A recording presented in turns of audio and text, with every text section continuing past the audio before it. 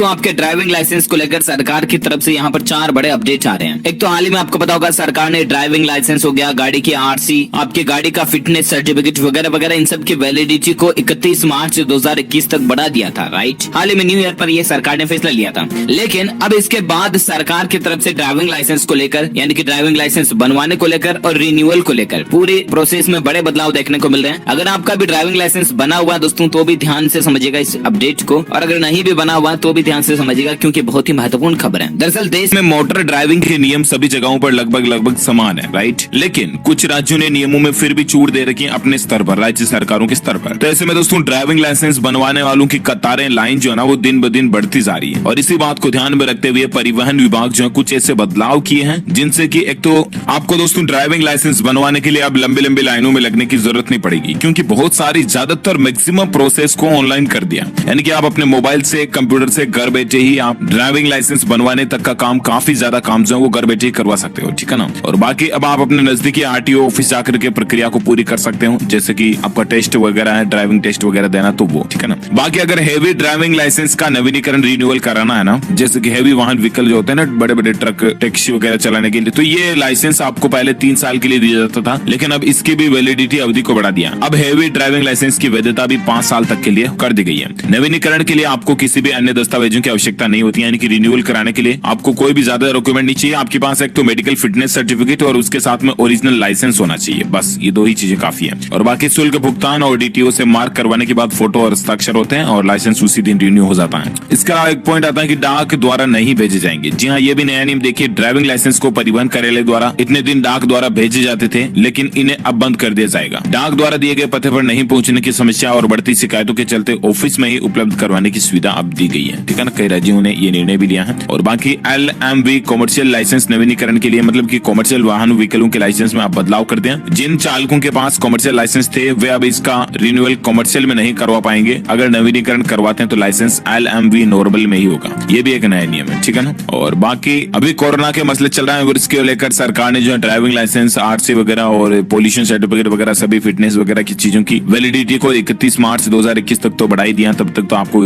Tension लेने की कोई जरूरत ही नहीं है, ठीक है ना। और इसके अलावा भी और गवर्नमेंट की तरफ से ड्राइविंग लाइसेंस TL वगैरह को लेकर कोई नया नियम अपडेट आएगा ना तो मैं आपको तुरंत बता दूंगा।